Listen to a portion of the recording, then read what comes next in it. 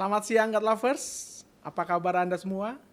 Bertemu lagi dengan saya Apose Apolonius Lase di acara Diaspora TV Talk Show yang kita tayangkan setiap hari Sabtu pada pukul 13 waktu Indonesia bagian Barat. Hari ini kita telah menghadirkan narasumber yang luar biasa. Dialah seorang ibu yang memiliki banyak kisah dan kesaksian tentang kebaikan Tuhan dalam hidupnya. Ia adalah seorang pelayan Tuhan dan juga meniti karir di bidang sekuler, seorang advokat. Dan sosok perempuan luar biasa ini sengaja kita hadirkan karena beliau memiliki kenekatan untuk memilih ikut Tuhan Yesus. Ya, mengapa dia nekat? Apa sebenarnya motivasi di balik pilihan yang tidak mudah ini? Langsung saja kita sapa Ibu Ita Astriani. Selamat siang. Selamat siang, Bu Bung. Ita. Selamat siang. Ya, apa kabar? Luar biasa, dahsyat. Terima kasih sudah datang di Diaspora TV. Sama-sama, Bung Apose. Sebelum kita gali lebih banyak tentang kisah Ibu, kisah dalam pertumbuhan dalam iman, kita awali dengan doa dulu ya Bu Ita. Siap. Allah Bapa kami yang bertata dalam kerajaan surga, puji syukur Tuhan kami haturkan kehadirat-Mu karena kasih Tuhan dan pertolongan Tuhan kami bisa hadir di tempat ini dan terlebih Engkau hadirkan Bu Ita yang menjadi narasumber kami hari ini. Tuhan, kami tahu bahwa ini semua bukan kebetulan tetapi terjadi atas kehendak Tuhan dan rencana Tuhan. Tuhan Yesus, biarlah acara ini menjadi berkat dan hormat bagi nama-Mu dan apa yang kami perbincangkan bisa menjadi berkat juga bagi setiap God lovers yang mendengarkannya. Dalam nama Yesus kami serahkan acara ini Tuhan. Haleluya. Amin. Amin, amin. God lovers, kami tidak lupa mengingatkan kepada Anda semua untuk selalu memberikan like dan juga memberikan saran kepada kami di ruang komentar yang tersedia. Dan bagi Anda yang baru mendapatkan channel kami ingatkan Anda untuk subscribe dan kemudian juga jangan lupa untuk menekan tombol bel notifikasi. Karena dengan begitu Anda akan menjadi orang pertama yang akan diberitahu YouTube setiap kali ada konten baru dari kami. Ya, langsung saja kita berbincang-bincang dengan narasumber luar biasa kita hari ini. Bu Ita ini adalah anak pertama dari 3 bersaudara. Ya. Lahir di mana dan seperti apa masa kecil Anda? Ya, terima kasih, Bung Apose. Saya terlahir dari keluarga Jawa ya. Bapak ibu saya orang Jawa, orang Semarang tepatnya. Saya terlahir sebagai anak pertama dari 3 bersaudara. Adik-adik saya ini cowok-cowok semua. Dan tentu saja background keluarga kami ini adalah dari Kedar. Kami dari Muslim. Dan memang perjalanannya menjadi menarik karena sebagai anak pertama, atensi kedua orang tua saya anak pertama dan perempuan satu-satunya, Bung. Yes. Jadi atensi orang tua saya khususnya ibu saya Pasti lebih. pasti, dan itu memang kejadian, Bung Apose. Jadi dalam perjalanan hidup saya di masa kecil itu orang tua saya itu sangat mengajarkan kepada kami semua untuk kami beribadah khususnya ya. Itu secara baik dan benar. Mereka menerapkan disiplin yang cukup baik lah untuk kami bertiga, untuk kami sholat, kami menjalankan kewajiban kami itu dengan baik. Dan memang ada sedikit hal yang unik bagi kami bertiga yang saya rasakan. Saya pikir-pikir ini lucu juga. Orang tua saya itu sejak kecil rasanya sudah mengarahkan saya untuk menjadi seorang yang menurut mereka ya memang baik adanya ya. Semua orang tua pasti mengarahkan anak-anaknya ke yang baik. Tapi kalau saya ini memang diarahkan lebih baik lagi mungkin dari adik-adik saya. Jadi saya itu disekolahkan sejak TK, SD itu ke sekolah yang berbasiskan agama. Tapi kalau adik-adik saya yang 2 orang ini, mereka TK-nya bareng kalau saya tidak salah ya. Tetapi SD-nya mereka ke yang umum. Nah, berjalan dengan itu pun khususnya ibu saya. Ibu saya itu membawa saya untuk diajarkan mulai dari cara berpakaian juga yang saya mulai dikenakan untuk coba kamu pakai kerudung gitu. Lalu saya diberikan ekstra waktu untuk belajar mengaji. Saya merasa adik-adik saya tidak diperlakukan hal yang sama. Jadi memang orang tua saya itu memang mengarahkan saya itu menjadi ya seturut dengan apa yang mereka rindukan ya sebagai orang tua dengan iman mereka saat itu. Dan Bu Ita menjalaninya dengan baik juga. Saya menjalani dengan baik. Saya mengikuti apa yang orang tua saya minta ya, khususnya ibu saya. Kecuali bagian kerudung itu memang sedikit menarik karena kawan-kawan saya sekitar tahun 90-an itu kan belum banyak orang yang berkerudung atau yang berhijab seperti saat ini ya. Jadi buat saya sedikit unik untuk saya yang tiba-tiba saya muncul dengan kerudung seperti yang ibu saya maksud. Ibu saya juga ada poinnya sih saat itu, untuk keamanan kamu karena saya suka naik bis saat itu ya, Bung. Jadi ya nggak selalu saya iakan, tapi ya sesekali saya memang pakai. Kita punya foto bersama dengan adik-adik. Itu yang di sebelah kanan saya yang menggunakan batik itu nomor 2, dan yang paling akhir nomor 3 yang pakai baju putih. Oke, yang pakai topi ya? Yang pakai topi. Oh, mereka bekerja mereka di swasta, dua-duanya masih aktif bekerja hingga saat ini, dan memang hubungan kami ini cukup unik. Dalam konteks mereka rasanya tetap ada rasa sayang dan hormat yang cukup unik kepada saya sebagai kakak tertua, meskipun mereka sadar-sadarnya bahwa kita dari base yang berbeda sekarang. Ya. Ini menjadi menarik, Bung. Betul, dan ya artinya apapun tetap saudara satu darah. Nah, tadi yang menarik adalah Anda seperti diistimewakan oleh ibu. Bagaimana ketika masa kecil ini dilewati? Seingat saya tuh tidak memberontak ya. Saya tetap menjalankan, misalnya ya ikut aja seperti apa yang orang tua saya suruh. Memang sedikit nakalnya itu kalau pas les ngaji, sedikit kabur-kabur lah ya, Bung. Nakalnya anak-anak itu. Tapi saya ikut sih, meskipun kadang memang terasa berat seperti kayak kerudung itu tadi ya. Ibu saya minta, saya aduh ya, tapi ya gimana, kadang sih saya pakai gitu loh, Bung. Gitu. Jadi ya saya anak cukup penurut rasanya ya. Dan Anda sekolah STK, SD di Semarang terus? No.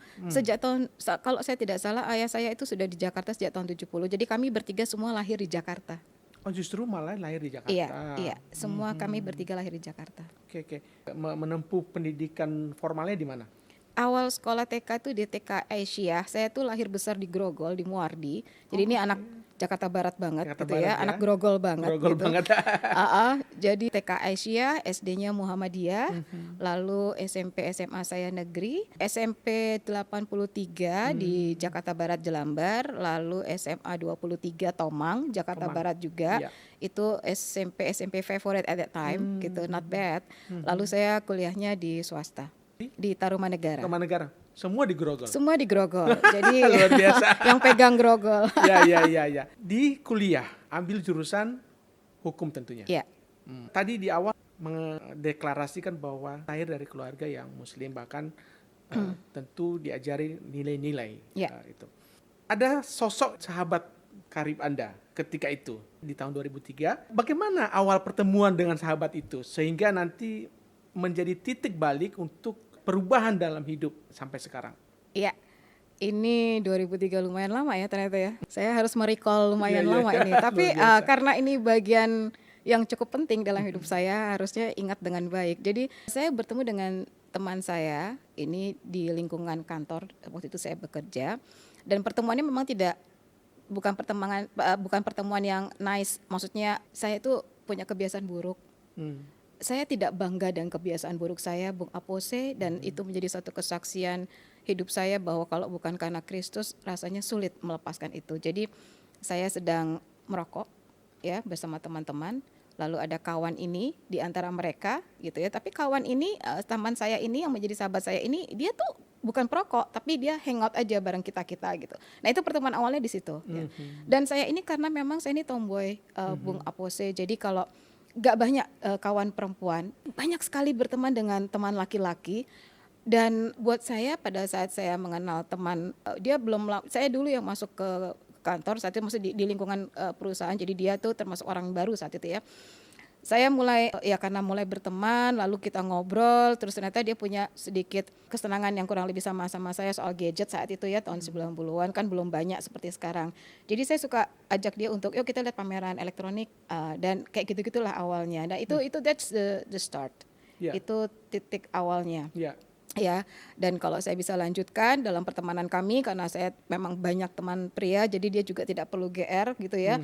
Sampai ada satu waktu, saya tuh melihat kebiasaan kawan saya ini, ternyata dia tuh kalau bahasa saya itu anak soleh ya. Anak soleh itu maksudnya dia ini orang Kristen, teman saya ini. Tapi ternyata bukan Kristen yang, maksudnya dia tuh kok rajin sekali ke gereja. Saya ya ya oke, tapi karena ini teman ya, jadi saya bisa melihat aktivitasnya. Jadi kalau saya mau pergi sama dia bilang saya ke gereja dulu. Terus terpaksalah saya harus menunggu kawan saya ini bergereja. Dan uniknya Bung, kawan saya ini bergereja tidak di bangunan gereja yang saya kenal. Jadi dulu sekolah saya waktu SD itu bersebelahan dengan gereja. Jadi saya tahu persis yang namanya bangunan gereja seperti apa. One big house dengan ada salib besar sekali ya. Waktu teman saya bilang, kamu tunggu saya di Hotel X gitu. Hotel X maksudnya, saya bilang. Ternyata teman saya ini bergereja dan ibadahnya itu di hotel tersebut. Itu awal-awal yang ini orang aneh sekali. Maksudnya orang ini bukan saja teman saya, tapi ini orang Kristen kok aneh ya. Kamu sembayangnya di sana, saya bilang. Iya, dia bilang gitu. Well, singkat kata, saya tunggu dia lah di hotel tersebut. Dari satu tunggu lepas ke tunggu yang lain gitu ya. Dan kawan saya ini rajin. Jadi kami memang, teman saya sudah ke gereja dulu, lalu saya datang. Jadi saya nggak nungguin dia dari awal ya. Saya tunggu, sudah mau pulang saya tunggu biasa di coffee shop gitu ya, Bung. Tetap dengan pertanyaan, sungguh orang Kristen itu aneh. Dia bersembayang atau beribadah kok di gereja, kok di hotel gitu loh. Kalau saya kan, buat saya ini tahu yang namanya bangunan gereja itu seperti itu. Disitulah orang Kristen bersembayang gitu ya, beribadah. Tapi kalau kawan saya ini malah di hotel. Nah saya itu lebih bingung lagi, kok mereka bisa ya hotel dijadikan tempat sembayang gitu, tempat ibadah. Nah pertanyaan-pertanyaan kecil itu yang tadinya cuma pertanyaan-pertanyaan sederhana, lama-lama mulai mengganggu. Maksudnya gini, aneh. Sampai ini ada satu klimaksnya nih Bung Apose. Suatu hari kawan saya ini entah apa yang merasuki beliau saat itu ya. Tidak pernah sebelumnya, tapi di satu hari ini dia bilang gini sama saya, "Tak, daripada kamu nunggu di sini, maksudnya kebetulan nih hari ini ada pendeta," dia bilang gitu, "yang kayaknya kamu seneng deh karena dia itu humoris gitu, lucu lah tepatnya, lucu gitu ya. Dan kamu harus lihat dia gitu."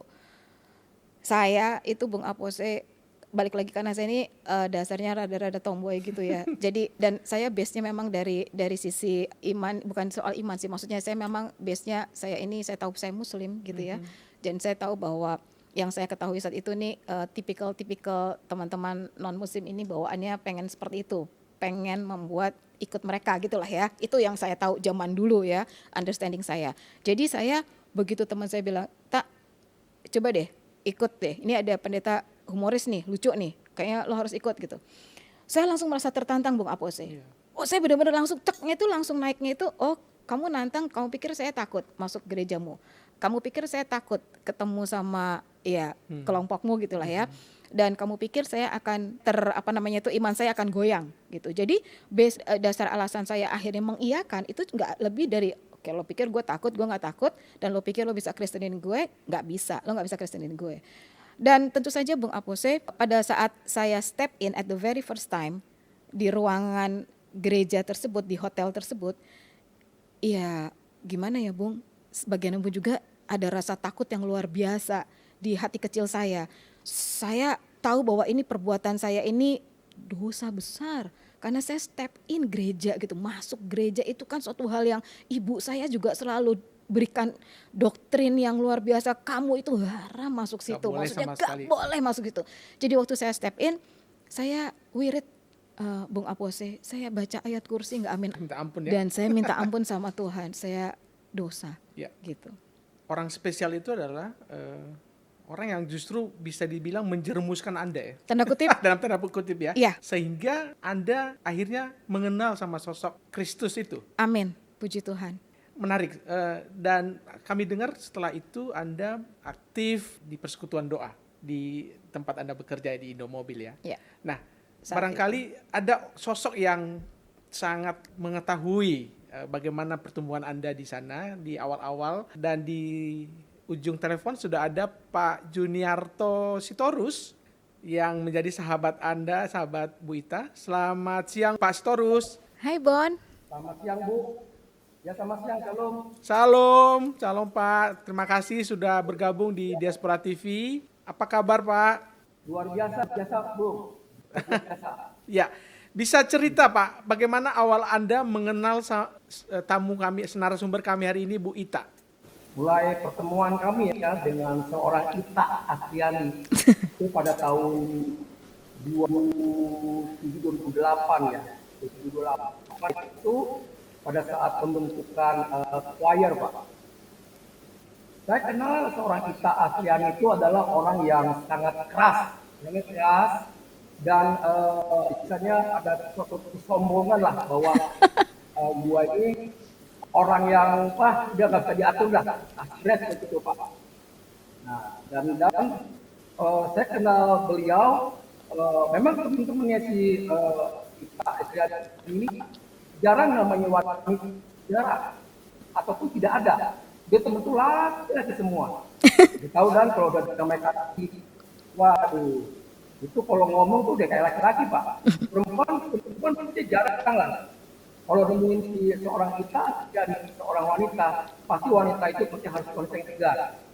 Kalau wanita yang lemah lembut nggak akan bisa terima apa yang seorang kita. Nah itu Pak.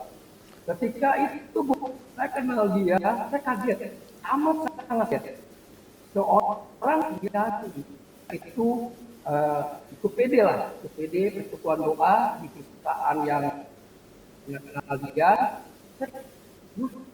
Apa benar nih seorang Astriani yang orangnya istilahnya apa ya katakanlah ya, tadi kan dibilang perokok juga dari muslim tiba-tiba kok itu loh masuk itu doa. Nah mulai saya dekat sama dia Pak, mulai dia orangnya tuh saya kenal orang kita itu adalah orang yang istilahnya dia bertanggung jawab apa yang dia kerjain atau dipercaya suatu organisasi dia akan jalanin Pak. Seperti ketika itu di Indomobil itu tidak ada namanya choir Pak. Nah tiba-tiba seorang kita Astriani, orang baru mengenal Tuhan, tiba-tiba yaitu dipilih loh Pak, dipilih sebagai ketua. Keren gitu loh. Nah, jadi yang orang-orang yang udah pengalaman jadi Kristen, udah pengalaman istilahnya kerohanian, kita gitu loh. Itu cara Tuhan luar biasa bagi teman sahabat saya ini orang kita dan tanggung jawab. Bahkan saya nggak ngerti ya. Pak, ketika mereka mengumpulkan teman-teman itu secepat kilat Pak. Tahu apa karena yang ngomong itu langsung segera terkumpullah itu choir Pak. Nah setelah itu choir mulai dia seorang kita itu kaget dan amat sangat kaget Pak ketika dia udah ikut persekutuan doa. Nah ketika pagi-pagi dia pagi-pagi pasti kalau sebelum bekerja seorang kita Astriani itu pasti pegang kita Pak saat kantornya Pak sebagai orang Kristen Pak, oh my God, Pak, saya udah lama, saya lihat orang kita, saya lihat meja belajar di meja pekerjaannya udah sangat teduh Pak, teduh, saya kadang-kadang ngintip, di saat teduh, pagi Pak, setiap pagi. Nah akhirnya ketika ngintip dia, akhirnya orang kita itu panggil saya. Nah, memang panggilan sayang saya masih Bunce Pak, Bunce. Nah, Bunce, saya masuklah ke ruang kerjanya kita. Nah itu dia mulai kupas Pak, firman Tuhan sebagainya. Saya Pak, aduh dari kecil lahir sampai saya itu udah besar, ini seorang pengenalan Kristus itu luar Pak, kerinduan, kehausan. Lalu saya tanya, pokoknya dia ya memang sih itu abang saya yang keras itu lalu coba deh Bonce, lo pikir dia, pokoknya saya tuh malah dibentak-bentak sama dia. Lo jadi orang Kristen, jangan orang Kristen yang kecil. Lo jangan jadi orang Kristen cuma hanya menang doang. Harus tetap keluar, harus berani menceritakan firman Tuhan. Jadi waduh Pak, saya diem. Setiap saya di ruangnya seorang kita, saya di foto baik. Foto. Saya kaget aduh, cuma saya belajar dari seorang kita Pak. Hebat gitu loh Pak, maksudnya orang yang dulunya keras kepala, begitu secara kalau akal logika Pak, akal logika apapun akal logika. Tetapi pas setelah dia positif luar biasa Pak. Kadang-kadang kita sharing Tuhan luar biasa Pak. Walaupun kata-katanya keras, walaupun tegas, itu pun dia menempa, lihat loh Pak, menempa. Ya saya itu Terus kalau misalnya orang Kristen juga jangan cuma hanya di umur doang katanya. Jangan di umur doang, jangan lama doang jadi orang Kristen. Tapi hasilkan sesuatu, Tuhan juga akan muntahkan itu. Itu Pak, kayak saya tuh Pak digampar Pak ulang balik Pak. Nah, dari saat itu dia desain saya jaga desain juga di satu mobil. Saya melihat informasi, saya selalu intens Pak ya kontak-kontak terus sama orang kita walaupun nggak pernah ketemu secara tidak langsung tapi melalui dia telepon dan sebagainya. Apa ya pelayanannya selalu kontak kami Pak ya, maksudnya minta doa dan sebagainya. Saya luar biasa gitu. Dalam arti seorang kita yang keras seperti itu akhirnya jadi orang yang rendah hati Pak. Luar biasa. Tuhan pakai seorang kita. Maksudnya gini Pak, orang yang dulu bukan orang yang kasar, orang yang arogan, orang yang ternyata rendah hati.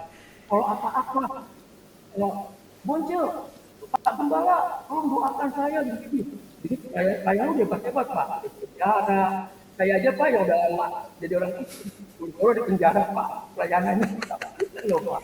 Dan kedua yang heran lagi oleh kita adalah dia bisa berbuat Bapak di mimbar Pak. Luar biasa Tuhan amat-amat agak memakai seorang kita yang rendah hatinya dengan dia.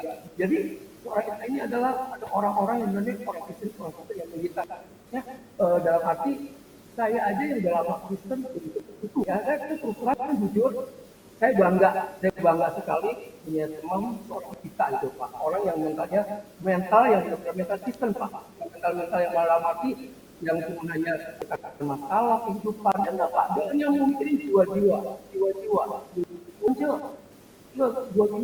jiwa-jiwa begini lalu dia kamu jiwa-jiwa saya langsung kalau baca-baca WA dia di khotbah sama dia bukan saya khotbah ini Ya, Pak Sitorus luar biasa. Ya. Pak Sitorus, ini malah seorang yang baru mengenal Kristus malah menampar orang yang sudah lahir dari lahir dari Kristen ya Pak. Apa yang berubah di diri Bapak setelah melihat Ita Pak? Dari diri Bapak? Ya, dari pelajaran dari seorang kita Astriani ya Pak ya, itu adalah mental Pak, mental Kristen Pak. Jadinya tuh harus berani memberitakan firman baik atau tidak baik. Itu Pak luar biasa Pak. Itu belajar dari seorang kita Astriani. Yang maksudnya kita tanda kutip ya Pak ya, kalau kita main kelas lalu di sini kelas kita, tetapi walaupun orang kita kelasnya rendah, tapi dia tinggi. Itu Pak. Luar biasa. Apa yang Anda lihat sekarang tentang pelayanan Bu Ita, kemudian mungkin ada harapan buat atau pesan-pesan buat Ita? Untuk saya orang saya udah panggil dia udah PS Pastor Ita Astriani. Bukan hanya di Indonesia aja percaya ya seorang Ita Astriani akan dipakai ke bangsa-bangsa. Amin, amin. Pak harapan saya tahu Amin. kita ini adalah benar-benar yang mental Kristen yang luar biasa Pak. Amin, amin Tuhan Yesus. Tuhan memakai seorang kita ini bukan hanya sekedar memberitakan firman di lingkungan ataupun di gereja-gereja yang lokal, tetapi saya percaya seorang itu akan dipakai Amin, amin. karena dia punya ketenangan hati, dia mau belajar. Pertama dia semuanya orang mau belajar, mau belajar lebih dalam lagi ini. Itu yang saya harapkan untuk kita maju terus melayani Tuhan sampai ke ujung Amin, dunia. amin. Ya, silakan Bu Ita, mungkin ada yang mau disampaikan buat Pak Sitorus. Iya, terima kasih Bonce ini panggilan kesayangan kami untuk Ibu ini. Terima kasih banyak supportnya, terima kasih untuk diskusi-diskusi yang luar biasa. Saya tahu saya ini bertumbuh karena orang-orang yang Tuhan Yesus kirim buat saya, termasuk Bonce, Ida dan teman-teman semua di komunitas kita di perusahaan yang lama itu sangat-sangat mendongkrak perjalanan iman saya yang luar biasa ini, semua karena anugerah kemurahan Tuhan. Dan saya tahu saya ini hanya botol kosong yang terus diisi. Dan kiranya melalui pertemanan kita, ini menjadi satu berkat yang luar biasa, Bon. Terus sampai akhir nanti. God bless, Bon. Baik, Pak Bonce, terima kasih buat kesaksian tentang Bu Ita yang juga menjadi dikuatkan ya lewat Bu Ita, dan Pastorus sekarang berani memperkatakan tentang kebaikan Tuhan ya kepada siapapun. Terima kasih Pak Sitorus, kami doakan Pak Sitorus sehat-sehat dan salam buat keluarga ya Pak. Tuhan Yesus memberkati. Thank you, Bun. Luar biasa itu tadi perbincangan yang jujur ya atau yang tulus ya dari seorang sahabat tentang Bu Ita. Selalu ada teman-teman yang terus bersama dan mengetahui tentang bagaimana pertumbuhan ibu ya. Ya, ada. Dan ini kawan saya, satu kos-kosan sama saya, dan kami cukup lama bersama di kos-kosan tersebut. Jadi sahabat saya ini tahu persis gimananya saya dalam pertumbuhan rohani saya, dan memang ini luar biasa. Nanti Bung bisa tanyakan langsung deh sama sahabat saya. Ya, kebetulan kita sudah terhubung dengan Ibu Ida ya namanya. Okay. Ibu Ida, kita Halo. langsung. Selamat siang Bu Ida. Halo. Shalom. Hai, Da. Ya, Halo. di studio kami sudah ada Ibu Ita, sahabat Anda. Bisa cerita Bu, apa yang terkesan dari seorang Ibu Ita ini? Oke, mungkin pertama-tama saya infoin, ceritain. Pertama kami kenalan itu sudah 20 tahun yang lalu ya sama wanita ya. Tua banget kita. Jadi saya kebetulan waktu itu kita bekerja di perusahaan yang sama, cuman saya di cabang, terus Mbak Ita di HO, di legal itu tahun 2002. Nah, terus 2 tahun kemudian saya ada dimutasi ke HO. Jadi kami intens ketemu seperti tadi kayak Mbak Ita bilang, kita hidup satu kos dalam rumah kos yang sama, kamar kita berseberangan begitu. Waktu itu saya ke Jakarta tahun 2004. Terus ya kenal sama Mbak Ita lebih akrab karena waktu itu kan mungkin via phone dan ketemu ketika saya masih di cabang tuh 1-2 kali saja ketika Mbak Ita kunjungan ke cabang saya gitu kan. Nah ketika dalam kita satu kos itu ya kita jadi akrab dan akhirnya sampai sekarang berteman. Ya akrab banget malah. Jadi dari situ kan waktu itu Mbak Ita masih mungkin bergumul ya, jadi waktu itu masih belum dibaptis, jadi masih saya mengalami lah waktu itu Mbak Ita yang awal-awal itu sampai dia memutuskan tahun 2005 ya Mbak Ita ya, yang Mbak Ita baptis itu ya mau Natal ya. Iya. Tuh ya udah kita tuh sering diskusi terus gereja. Mbak Ita itu satu hal ya yang buat saya bangga gitu. Jadi itu saya yang mungkin walaupun secara ini saya lebih senior sebagai orang Kristen karena saya kebetulan memang turunannya dari lahir saya udah Kristen, tapi saya banyak bertumbuh dalam Tuhan Yesus itu malah dari Mbak Ita. Pagi-pagi jam 4 pagi harus ketok pintu kamar saya, ayo doi gereja tiap Sabtu pagi. Itu berat tapi ya itu membuat saya lebih lagi bertumbuh iman saya saat Mbak Ita mulai ngajak saya seperti itu. Terus saya kadang, waduh orang yang masih baru dibaptis aja udah seperti ini, masa saya kalah sama dia. Jadi akhirnya berpikir seperti itu sih ketika itu. Terus belum lagi kalau misal hari Jumat kan kebetulan di grup kami di Indomobil ketika itu kan ada persekutuan doa ya Pastor ya.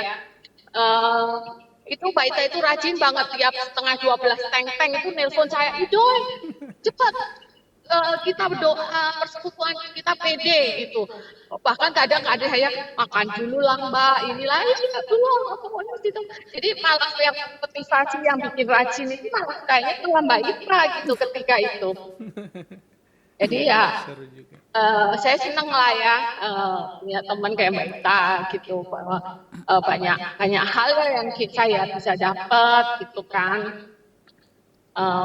Ya gimana kami jadi bertumbuh menjadi lebih baik itu ya karena Mbak Ita juga gitu. Saya pikir orang yang masih baru aja udah imannya kayak gini, pelayanannya kayak gini gitu. Bahkan kalau kalau saya kan kalau nggak bertugas ya saya santai-santai sebagai umat ya datang ngepas gitu. Kalau Mbak Ita itu mau tugas nggak tugas jadi aser lah, jadi bantu ini bantu itu, ini hebat banget deh ketika itu. Jadi ya itu membuat saya jadi makin memperbaiki diri lah melihat Mbak Ita aja bisa seperti itu kayak gitu sih Pastor. Ya, selama 20 tahun berteman, ini luar biasa ya, sahabat baik. Menurut Bu Ida, ini namanya juga hampir sama, Ibu Ida sama Ita. Apa yang berubah dari ketika awal-awal bertemu dibanding dengan sekarang? Ups.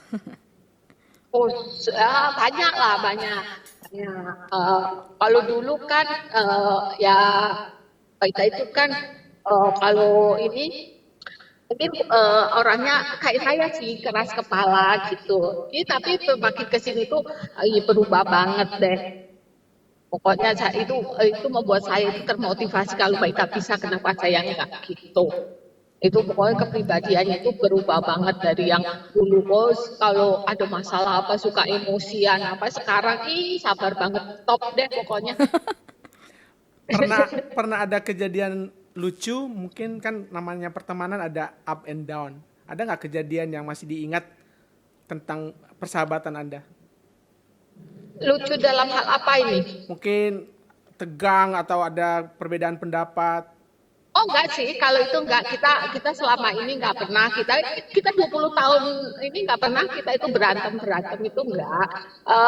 Ya kalau ini lucu-lucuan aja gitu misalkan pernah waktu itu kita misalkan kita pergi habis dari mana itu malam-malam dia ngantuk saya ngantuk itu kita hampir nabrak orang tuh pernah ya baik ya. Jadi ceritanya waktu itu kan kita habis pergi sama waktu itu Mbak Ita masih pacaran sama Pengki kan. Jadi kita habis pergi bertiga gitu. Terus kita ngedrop Pengki ke rumahnya di daerah Cempaka Mas itu.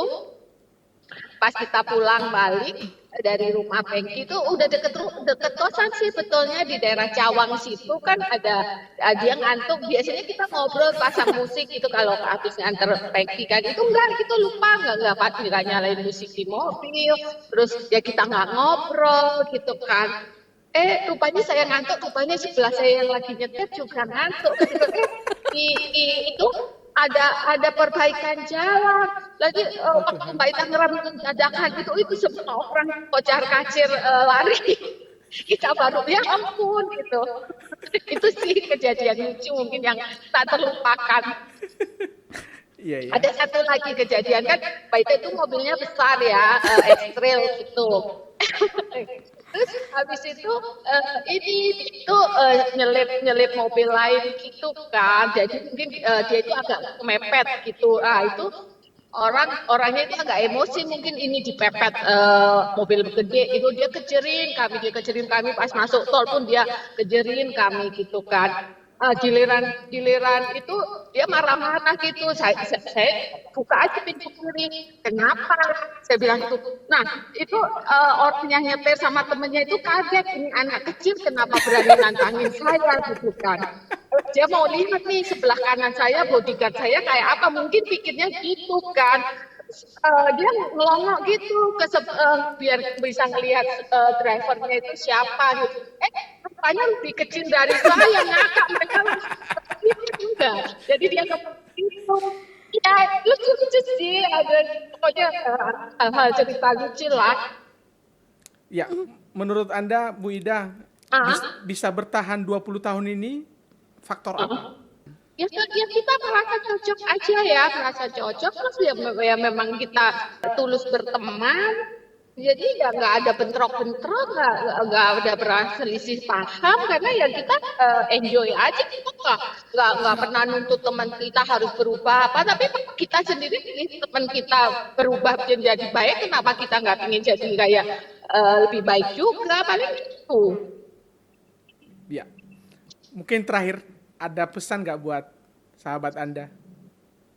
Iyalah itu saya bangga banget itu kan dengan pertumbuhan imannya yang sekarang, terus pelayanannya yang makin rajin. Ya pokoknya ke depannya saya harapin ya makin oke lah ya, pelayanannya makin sukses. Terus habis Amin, itu amin. kan kemarin dia cerita juga katanya sekarang udah pelayanan mimbar. Apa kalau dulu kan mungkin masih di apa persekutuan apa gitu, terus dulu kayak gitu sekarang udah lebih lagi ya ke depannya lebih lagi lah Amin, harapannya kayak amin. gitu tentunya sebagai teman kan pinginnya ya melihat dia semakin bertumbuh lagi. Ya, Amin, mungkin amin. Bu Ita respon. I miss you so much, Da. Udah lama banget kita nggak ketemu langsung ya. Habis itu Terima kasih banyak supportnya. You're part of me lah pastinya, dan you part of us untuk Frankie dan juga Nonce. Thank you so much ya, Da. Tuhan Yesus berkati. Ya, amin. baik. Yes, itu. Baik, terima kasih Bu Ida sudah berkenan menjadi partisipan di acara kami. Dan ini kalau nggak salah lagi dalam perjalanan ya. Iya, ini dari mau pulang kampung ke Malang. Oh, mau ke Malang. Baik, terima kasih sekali lagi. Hati-hati di jalan. Tuhan Yesus berkati ya Bu Ida. Sampai bertemu. Amin, amin. Bye. Dadah. Thank you so much. Bye. Bye. God bless you. God bless. Ya, itu tadi perbincangan dengan sahabat dari Ibu Ita yang sahabatan ternyata lebih dari udah 20 tahun ya. 20 tahun. Keren, keren. Kurang lebih 20 tahun ya. Oke. Dan ternyata memang sekeras apapun seseorang, setomboy apapun, dan ketika bertemu dengan Tuhan Yesus menjadi, kok bisa jadi lembut itu, kenapa? Bukan lihat ya Bung, tapi rasa. Once itu adalah waktu singkatnya saya mulai menerima Tuhan, Tuhan Yesus sebagai Tuhan dan Juru Selamat saya, menjadi Tuhan saya yang benar ini ya. Itu pertama itu ada rasa damai. Rasa damai di hati saya ini membuat semua feelingnya itu kok rasanya lebih soft gitu loh. Mulai dari kekerasan kepala, saya yang terkenal keras kepala, tidak ada teman-teman dekat saya yang bilang saya ini orang yang gimana gitu, enggak. Semuanya pasti keras kepala. Bahkan kayak tadi sahabat saya bilang saya itu sombong.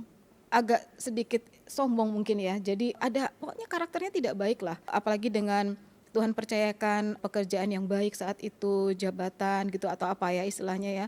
Itu saya rasanya saat awal-awal sebelum mengenal Kristus itu luar biasa menyebalkan lah, tokoh yang menyebalkan. Bagi orang lain Bagi ya. orang lain pastinya. Dan memang pada saat Tuhan ubahkan saya itu mulai dari hal yang sepele Bung, tapi itu sangat mengubahkan the rest of my life. Itu yang jelas itu adalah kebiasaan saya yang tidak baik, merokok itu tadi. Sangat tidak saya malu sebenarnya, tapi saya percaya bahwa itu menjadi suatu kesaksian bahwa tidak ada yang mustahil sama Tuhan. Dan kalau memang kamu mau ikut Kristus, ya kamu harus bayar harga, dan bayar harga pasti tidak ada yang mudah gitu. Pikul salib, melepaskan semua yang buruk yang memang itu bukan bagian dari maunya Tuhan dalam kita. Apalagi saya percaya itu bahwa tubuh kita ini bait Allah. Jadi tubuh saya yang sudah baik ini kenapa saya rusak dengan rokok saat itu kebiasaan saya. Saya mulai Bung, itu tidak mudah, tapi waktu saya bilang oke, saya selesai, saya tidak mau lagi dengan kebiasaan buruk saya, ya langsung saya buang dan berhenti. Jadi tidak ada basa-basi dengan apa istilahnya dengan media yang lain gitu ya, dengan misalnya sigaret sudah tidak, lalu dengan yang lain modelnya enggak, saya langsung buang itu semua rokok-rokok dan saya berhenti. Nah ini mulai berhenti, mengurangi berkomunitas dengan teman-teman yang kebetulan juga mereka mungkin perokok gitu ya. Jadi memang saya mulai merasakan diri saya ini sendiri. Di pertemanan juga bukan suatu hal yang mudah pada saat saya terima Kristus, karena teman-teman di lingkungan saya tahu bahwa saya tadinya juga dari Kedar Nebayot gitu ya. Jadi waktu mereka tahu saya itu Kristen, yang teman saya yang dulu yang sama-sama Kedar Nebayot itu juga pastinya shock dan menjauhi saya. Yang Kristen pun juga sama Bung.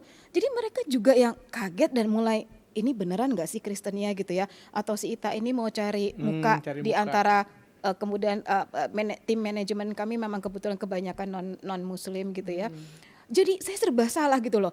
Bukannya mereka senang ya saya masuk Kristen misalnya ya, tapi kok mereka malah seperti melihat kayak ini bener atau enggak, atau ini dia cuma cari muka gitu. Dan saya mulai merasakan sendiri. Saya sendiri. hanya satu pribadi yang saya kenal dan itu baru gitu buat saya, yang namanya Yesus Kristus itu.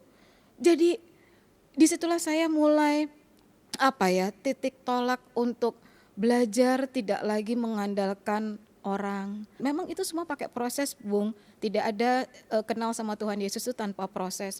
Saya percaya dari proses di lingkungan saya itu membawa saya dalam satu keberadaan saya sampai saat ini, Bung. Ya. Saya percaya itu. Itu mungkin istilah cinta mula-mula. Cinta mula-mula. Ya, momentum apa ketika Anda merasakan cinta mula-mula akan Kristus itu? Katakan. Suatu malam saya dengan nggak tahu kenapanya ini, jadi gini, saya mencari kebenaran tentang Kristus itu melalui pembelajaran. Jadi Tuhan tidak datang secara visual atau audible kepada saya mungkin seperti teman-teman lainnya ya. Tidak. Jadi Tuhan Yesus itu minta saya itu belajar dalam konteks ya saya mencari tahu kekristenan ini apa. Jadi saya satu hari itu datang ke satu ibadah yang tadi teman saya itu suka ngajak-ngajak saya ya. Saya datang ke ibadahnya dia. Kali ini tuh pendetanya bikin saya jantungan, Bung Apose.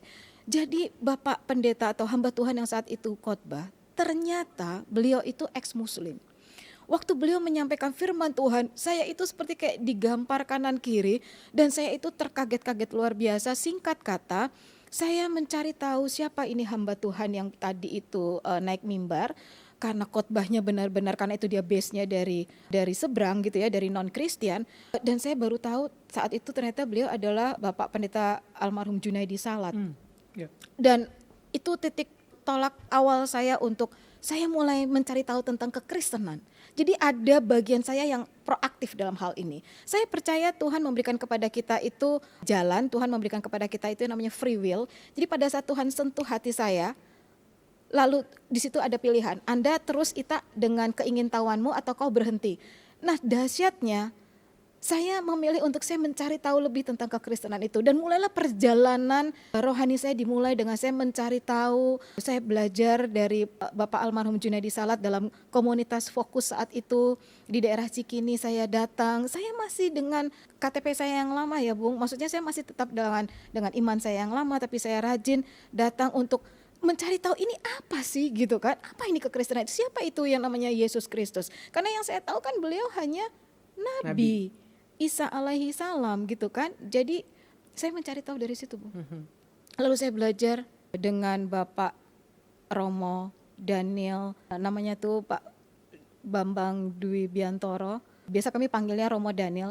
Romo Daniel itu ketua Ortodoks di Indonesia. Ya saya juga tahu dari teman-teman untuk kamu kalau coba belajar Alkitab, maksudnya beliau mengajarkannya dalam sistem yang mungkin lebih ringkas buat saya yang tidak tahu apa-apa ini. Terus berjalan seperti itu, Bung Apose. Jadi sampai pada akhirnya tahun 2005 saya memutuskan untuk menyerahkan diri saya dan menerima Tuhan Yesus sebagai Tuhan dan Juru Selamat saya secara pribadi. Pembelajaran, Bung. Pembelajaran, saya belajar. Dan benar-benar merasakan perubahan. Sangat. Apa yang bisa dilukiskan, perubahan seperti apa ketika cinta itu datang? Ada satu fire yang saya tidak bisa hentikan, untuk saya tidak bisa bilang Kristen itu dahsyat ya. Memang fire-nya mula-mula itu mulai dari saya senang sekali pakai kalung salib, saya senang sekali menunjukkan sama orang bahwa saya ini orang Kristen gitu. Dan saya selalu on fire kalau misalnya ada orang-orang yang menghina kita, menganiaya kita. Saya selalu bilang sama kawan saya, sama sahabat saya itu yang suka ngajak saya ke gereja itu, kenapa sih kita ini selalu diam aja setiap kali ada orang menganiaya kita, sampai kita dihina seperti itu, kok kita diam aja orang-orang Kristen ini. Jadi cinta mula-mula saya itu benar-benar yang ya sambil belajar ya Bung Apose ya, akhirnya saya belajar bahwa Kristus itu mengajarkan kasih. Waktu Tuhan bilang kasihilah musuhmu, berdoalah buat mereka yang menganiaya kamu, itu buat saya itu prosesnya panjang untuk bisa memahami ajaran Tuhan saya itu. Sampai akhirnya saya bisa menerima, iya Tuhan Yesus itu dahsyat. Karena pembalasan itu Tuhan yang punya, itu haknya Tuhan. Jadi bagian kita hanya berdoa, bagian kita hanya taat saja melakukan apa yang Tuhan Yesus mau, yaitu ampuni musuhmu, berdoalah buat mereka yang menganiaya kamu. Dan itu yang terus menjadi satu hal yang luar biasa yang mengubahkan hidup saya, Bung. Ya, itu bisa dibilang 180 derajat ya. Yes, definitely. Diputar oleh Tuhan. Diputar oleh Tuhan. Dan beberapa ayat yang menjadi pegangan itu juga memengaruhi ya. Sangat. Misalnya ayat-ayat apa? Akulah jalan kebenaran dan hidup. Kalau 3 ayat 3, apapun yang kau perbuat untuk Tuhan. Itu juga maknanya luar biasa. Apapun yang kau berbuat, perbuatlah itu seperti itu Tuhan, bukan untuk manusia. Itu dahsyat luar biasa. Dan itu Anda praktikkan? Yes, definitely. Sehingga memang saya ini waktu saya bekerja dulu di perusahaan yang lama, memang saya dikenal sebagai, saya kebetulan Tuhan izinkan sebagai legal division head di sana dan juga merangkap sebagai corporate secretary. Saya dipercaya untuk pegang beberapa perusahaan gitu ya, dan itu memang Kolose 3:23 itu menjadi ayat yang luar biasa yang saya turunkan ke tim. Tidak mudah Bung, karena saya berhadapan dengan tim manajemen dan juga dengan tim dan juga teman-teman lain di seluruh cabang di Indonesia, bahwa melakukan yang terbaik itu untuk Tuhan itu memang kita harus bayar harga. Dan itu yang memang saya juga harus terapkan ke diri saya sendiri untuk terus bisa jadi berkat dari setiap jabatan, dari setiap posisi, apapun itu, sekecil apapun, bahkan kalau Tuhan percayakan yang besar sekalipun, itu ada maksud Tuhan di belakangnya. Apalagi kita anak-anak Tuhan, yaitu menjadi berkat. Biarlah melalui pekerjaan kita nama Tuhan dipermuliakan. Nah, itu yang luar biasa, Bung. Sampai segala aspek saya terapkan itu. Saya berusaha terus karena saya tahu saya tidak mungkin melakukannya. Karenanya saya juga bilang sama suami saya, kita tuh harus selalu saling menopang, minta Tuhan, minta Roh Kudus kuatkan, karena melakukan firman Tuhan itu kan sesuatu ya Bung Apose ya, sesuatu yang luar biasa, bukan karena kuat gagah kita, tapi Tuhan yang memampukan itu. Saya juga pegang bahwa tubuh saya ini bait Allah dalam Korintus gitu, jadi saya tidak mau lagi meracuni tubuh saya yang sudah baik ini dengan hal-hal yang tidak baik. Saya buang kebiasaan-kebiasaan buruk saya, Bung. Jadi ya puji Tuhan, hidup sehat, belajar rajin olahraga. Iya. Sempat kami dengar ada bocoran bahwa juga kebiasaan clubbing bisa berhenti, stop. Itu juga kebiasaan buruk yang tidak saya banggakan. Saya senang sekali jalan malam, Bung, masuk dari satu, ya saat itu di daerah Kemang ya, di zamannya saya itu, saya senang clubbing gitu. Dan akhirnya saya menemukan gini loh, Bung. Kedamaian itu bukan dari situ, datangnya gitu, bukan dari keramaian justru. Penyelesaian permasalahan apapun, tantangan pergumulan saat itu, ternyata selesainya itu bukan dari tempat keramaian yang cuma sesaat saja. Itu sesaat saja, tapi begitu keluar dari tempat atau dari klub itu, ya balik lagi ke masalahmu yang tetap masih ada. Jadi waktu saya dapati bahwa tempat satu-satunya pertolongan saya adalah Kristus, disitulah saya datang. Saya tidak lagi dibilang mungkin munafik atau gimana ya, saya tidak lagi menikmati keramaian, Bung. Bahkan sedikit ekstrimnya itu saya juga tidak terlalu suka media sosial. Jadi saya punya banyak, saya ada Instagram, saya ada bahkan TikTok pun saya punya, tapi saya bukan aktivis di media sosial.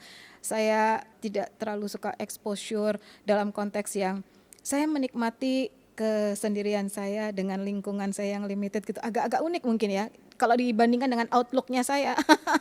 Kalau ngeliat outlooknya mungkin saya yang gimana gitu ya, tapi ternyata saya tidak seperti itu, Bung. Ya. Gitu, iya.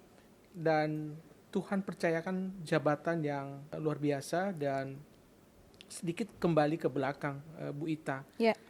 Perjalanan karir yang hebat, perjalanan karir yang luar biasa, tentu itu adalah sebuah anugerah yang Tuhan berikan. Dan di perjalanannya lewat seorang teman spesial. Bisa cerita tentang sosok itu dan seperti apa hubungannya sekarang? Sosok ini memang cukup unik sebagai teman, lalu menjadi sahabat. Dia mempunyai karakter yang bertolak belakang dengan saya, gitu ya. Saya cukup talkative lah ya, extrovert. Tapi sahabat saya ini introvert dan sangat pendiam gitu. Dan memang karena kemurahan Tuhan dari pertemanan yang memakan waktu yang tidak sedikit ya. Jadi kami berteman cukup lama, sekitar 7 tahun kami berteman. Lalu akhirnya Tuhan bawa kami dalam satu kesatuan, suami saya sekarang. Luar biasa. Jadi dari teman menjadi suami. Jadi suami. Luar biasa. Ya. Di tengah kita sudah hadir orang dari sahabat menjadi seorang suami. Selamat siang, Pak Frankie. Selamat siang, Bu Apose. Apa kabar, Pak? Luar biasa, dahsyat. Kita ingin meminta pertanggungjawaban dalam tanda petik ya, Bang. Benarkah Anda yang menjerumuskan wanita luar biasa yang ada di samping Anda ini? Sebenarnya sih, kadang orang suka bilang nggak dibawa pengenalan Kristus, enggak lah gitu. Jadi metode penginjilan saya agak unik sebenarnya, Bung Apose. Jadi saya nggak pernah cerita, saya nggak pernah kenalin dia yuk gini, enggak. Saya cuman masuk mobil, saya setel lagu rohani. Pada saat itu lagu-lagu dari True Worshipper gitu. Ya kebetulan kan anak kita masih anak muda gitu, jadi kan itu lebih cocok. Jadi udah denger aja. Karena kan menurut saya ya iman juga timbul dari pendengaran. Kan lagu itu juga tentang Tuhan gitu kan, firman Tuhan. Jadi saya hanya melakukan hal seperti itu aja. Sampai satu titik yaitu dia mulai coba ikut masuk gereja karena saya pikir pendeta ini tidak berbicara tentang Kristus, tapi memang lebih banyak seperti kayak apa ya istilahnya pengajaran gitu, tapi bukan tentang Kristusnya gitu. Dan Etika. lucu gitu, etika gitu, Iya. tentang etika gitu lucu gitu. Jadi mungkin dia seneng nih gitu. Ya udah, saya ajaknya masuk aja. Nggak apa-apa, gereja terbuka buat siapa aja kok gitu. Dan waktu itu belum menyatakan cinta atau sudah? Kita sudah jalan bareng sih pada saat itu. Makanya kalau dibilang kapan dinyatakan, ya maksudnya kayak orang-orang punya tanggal, hari, waktu, jam gue nyatakan sih. Kita jalan aja bareng gitu. Ya. Terus kita klik, ya udah kita jalan aja gitu. Ya, Bu Ita, bisa ingat gak kapan pertama sekali Anda merasa bahwa ya aku jatuh cinta sama dia? Unfortunately nggak ingat aku. Maksudku memang kita ini ngeflow aja ya. Dan mungkin kami juga bukan dari orang-orang yang base-nya itu romantis, sentimental. Saya ini tomboy sekali, Bung. Jadi pada saat ngeklik itu kok ya mulai nyaman, katakanlah mulai saya datang ke ibadah, lalu saya mulai banyak, ya ini diskusinya itu mulai lebih sering. Ki, ini maksudnya apa? Ki, nah itu mulai ada intensitas komunikasinya jadi semakin tinggi. Jadi kita tuh kalau mau tidur pun kita tuh telepon-teleponan bisa 1 jam untuk diskusi, ya 1 jam itu sampai kayak gitu, Bung. Untuk ini walaupun ujung-ujung juga saya nggak puas gitu penjelasannya Frankie saat itu, saya sangat tidak puas. Jadi ketidakpuasan saya itu membawa saya dalam satu pencarian, dan puji Tuhan Frankie saat itu sebagai teman dan sahabat, tanda kutip mungkin pacar ya, itu juga sangat mendukung karena dia sendiri belajar, Bung. Jadi Frankie pun akhirnya belajar, oh seperti itu toh. Jadi ya puji Tuhan perjalanan Iya. kami cukup unik. Iya. Gaya pacarnya unik. Dan Bang Frankie memutuskan untuk melamar Bu Ita kapan dan bagaimana kisahnya awalnya? Ini juga unik ya. Kita diskusi, kita mau kemana nih gitu kan, hubungan kita nih. Karena bukan hanya kita sebenarnya, orang-orang di kantor dulu waktu itu, ini kapan sih anak 2 nih mau jadi apa enggak nih gitu kan. Sampai tanya, kita udah cukup lama kan, kita udah 7 tahun pacaran kok nggak ada tanda-tanda kayaknya mau melanjutkan atau mau. Jadi di kantor pun juga teman-teman tanya-tanya, sebenarnya kapan sih? udah lama nih, udah kelamaan katanya.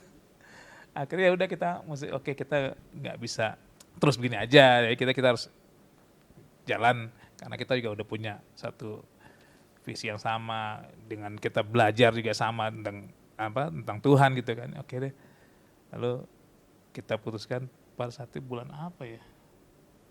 Oktober ya. Nah, saya juga memberanikan diri untuk menghadap orang tua. Saya mau menikah nih, dia bilang gitu orang tua. Orang tua kaget, sama siapa? Karena mereka tahu saya dari background yang berbeda.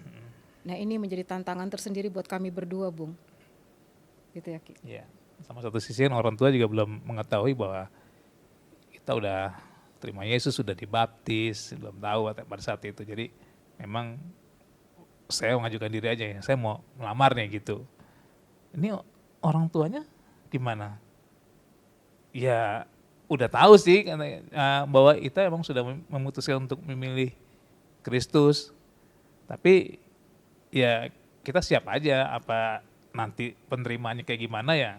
Oh ya udah, kebetulan papa juga udah biasa untuk masuk minta gitu istilahnya orang ya kan. Ya udah, oke, kita siap itu jalannya, oke. Pada saat itu ya kita putuskan untuk melamar. Apapun jawaban dari orang tua nanti, orang tua Ita tentunya, kita masuk minta. Oke. Ya, Bu Ita, bagaimana tanggapan orang tua ketika itu? Shock pasti. Dan saya juga sampaikan ke papa mamanya Frankie saat itu sama calon ibu bapak mertua saya bahwa saya sangat ready kalaupun tidak ada lamaran secara umum. karena ini situasinya berbeda, om, tante, saya sampaikan seperti itu. Kalau toh mereka putuskan, maka saya sudah sampaikan ke bapak ibu mertua saya saat itu, calon mertua, untuk resikonya ya, saya sudah serahkan sepenuhnya sama om dan tante resikonya, bagaimana perlakuan dari keluarga saya nantinya gitu. Dan karena ya puji Tuhan mereka juga orang-orang yang luar biasa, dan saya juga percaya Frankie dan keluarganya juga Tuhan perlengkapi, Tuhan tolong. Jadi ya mereka tetap dengan, kami tetap harus datang, kami tetap harus melamar. Jadi ya Tuhan dahsyat ya. Iya. Dan itu sebagai sebuah kesaksian juga ya, Amin. bahwa Anda bisa melewati itu Yes. ketika orang tua ada gap lagi ya, ketika mereka tahu Anda sudah ikut Ya, Kristus. ya. Saya Apa kira-kira tindakan mereka ketika itu? ya, saya itu baptis tahun 2005, saya menikah dengan Frank itu 2010, berarti 5 tahun kemudian gitu ya, Bung ya. Dan tentu saja waktu saya tahu baru suatu hari saya harus sampaikan hal ini, dan memang caranya Tuhan itu ajaib. Suatu saat saya ke rumah ibu saya, biasanya saya pas weekend pasti ke rumah mama gitu ya. Dan ibu saya itu sudah melihat gelagat ini, anaknya sudah rasanya tidak seperti anak saya dulu modelnya ya, entah sudah tidak terlihat saya sholat dan sebagainya, sudah terlihat beda lah. Memang itu yang menarik sebagai anak Tuhan, itu emang kita beda ya. Bedanya baik maksudnya. Ada hal-hal yang dia tuh lihat saya itu sudah berubah, beda gitu. Akhirnya dia bilang gini, kamu tuh Kristen ya tak sekarang? Kamu sekarang udah Kristen ya? Dan Bung Apose, ya ampun, Tuhan Yesus tuh kalau bukan karena Tuhan, saya percaya itu karena Roh Kudus, saya itu nggak ada takut-takutnya, nggak ada aling-aling. Saya bilang, ya mah, saya Kristen sekarang. Itu ibu saya ya, karena di rumah itu lebih sering ketemu dengan mama. Jadi ibu saya kaget pastinya, dan secara lugas langsung dia bilang bahwa oke, berarti kamu keluar dari keluarga, kamu ya sudah tidak ada lagi hubungan orang tua dengan anak gitu kan.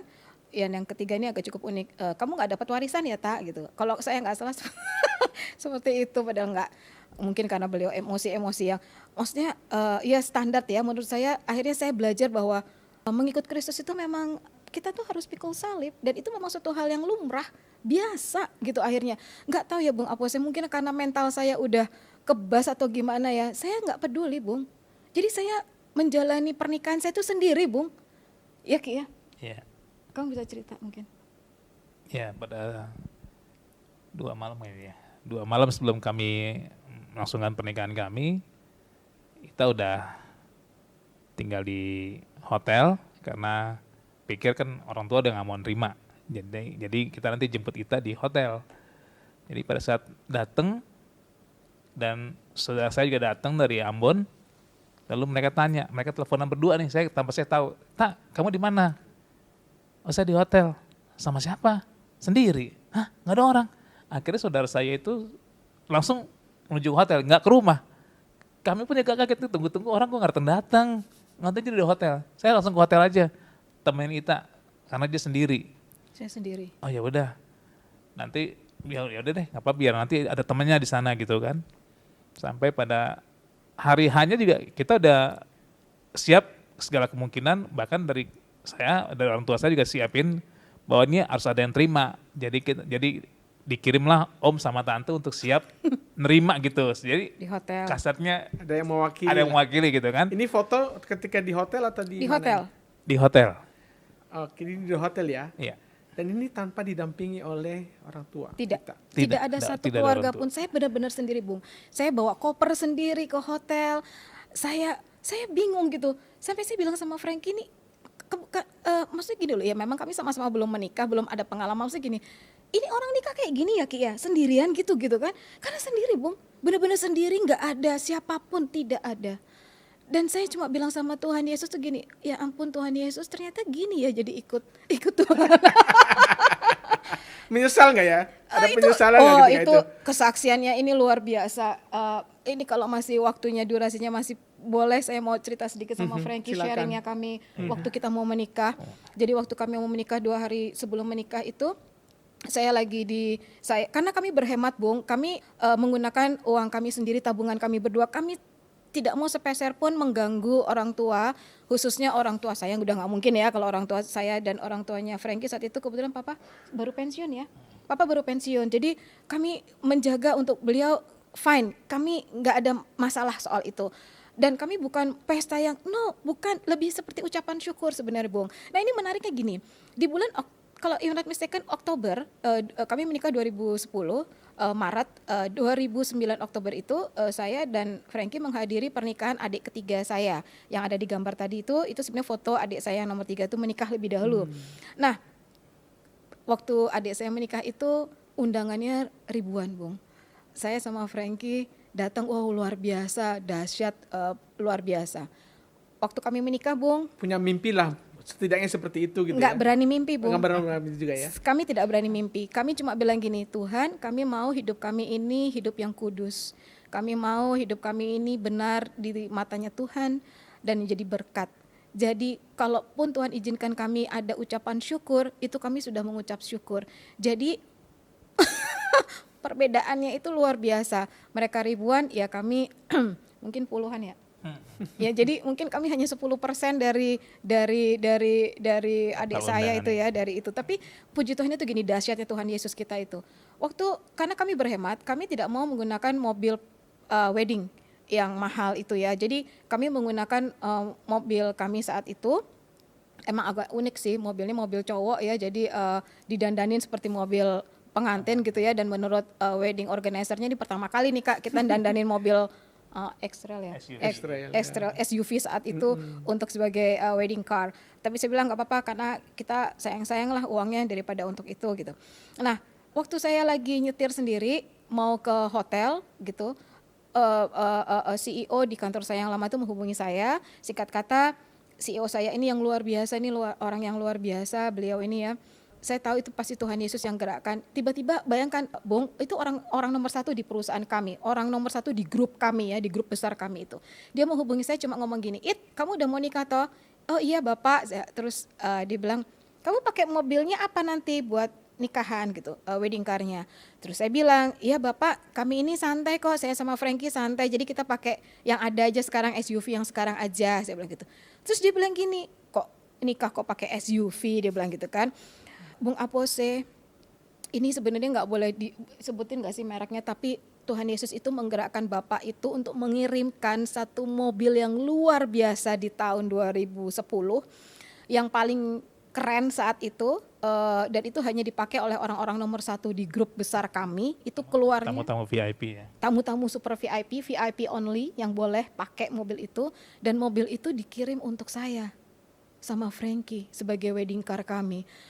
Orang pasti mengucap syukur, terima kasih. Kami juga gitu, Bung. Saya mengucap syukur, terima kasih. Tapi detik berikutnya adalah siapa yang bawa mobil ini gitu kan. Jadi karena kami berdua sangat tidak siap, ini kalau dikirim mobilnya, detik berikutnya siapa yang nyetir. Saya sampai bilang sama Frankie, mungkin gak kalau pengantin itu nyetir mobil? Saya bilang gitu kan. Karena mobil itu sedemikian sophisticatednya. Dan beliau tidak menunjuk siapapun, cuma dia bilang gini, oke, nanti ada kiriman mobil ke tempat kamu ya, ke hotel kamu. Dikirim mobil ke tempat kamu. Mobil ini gitu ya. Terus saya sampai minta sama sahabat kami, ada satu sahabat kami juga, best man kita, untuk mohon maaf, saya bilang sama sahabat saya ini namanya John, tapi beliau sekarang sudah almarhum, sedih sekali. Saya bilang sama John saat itu, mau nggak kamu minta tolong untuk nyetirin mobil ini gitu kan. Saking takutnya karena itu mobilnya sophisticated banget, Eropa punya gitu kan. Dia bilang nggak berani tak, kalau gue nyetir salah gue dipecat. Gitu. Karena kita di perusahaan yang sama tapi beda kantor ya, di satu grup yang sama tapi beda kantor. Jadi karena saking resiko takut dipecat itu karena salah pencet mungkin ya. Akhirnya ya Tuhan Yesus, saya sempat masih nyetir nih Bung.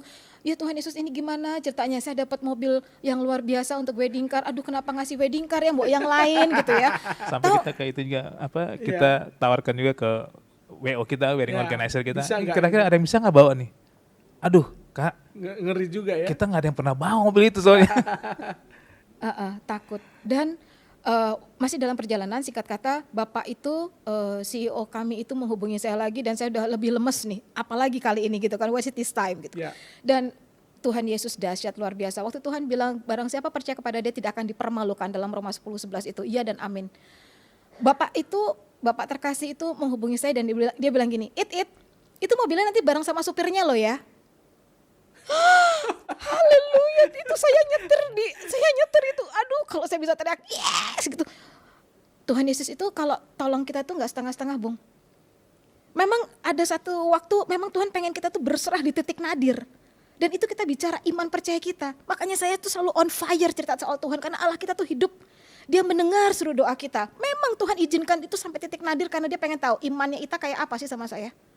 Waktu saya bilang tetap terima kasih Tuhan, jadilah seturut dengan kehendak-Mu, maka kehendak Tuhan itu membawa Bapak terkasih ini CEO kami ini menghubungi saya dengan Ita siap dengan drivernya. Dan itu mobil siapnya itu tidak tanggung-tanggung Bung. H-2 itu sudah ready di hotel ya. H-2. Sampai saya itu sama Frankie itu juga deg-degan lagi untuk kali kesekian karena saya harus ke hotel bilang bahwa ini ada mobil sophisticated di bawah, menginap di hotel kan, saya harus bertanggung jawab. Saya sampai bilang sama Frankie, kamu coba latihan nyalain itu mobil panasin, karena kalau saya nyalain takutnya meledak, saya repot, saya bilang gitu kan. Jadi Tuhan itu dahsyat luar biasa, Tuhan tidak permalukan kita. Masih banyak lagi di sisi gimana Tuhan nyatakan pertolongan buat kita, Ki. Waktu nikah karena kami memutuskan untuk kita pemberkatan di GPIB Immanuel pada saat itu. Oh, di Gambir. Iya, Gambir. Lalu kita kan beda-beda nih masing-masing. Kita juga beda. Ini gimana nih? Immanuel it's okay, gak ada masalah. Cuman dia tetap harus minta surat dari masing-masing gereja. Karena saya waktu itu masih terdaftar di GPIB Maranatha dan Ita udah terdaftar di GBI Rem.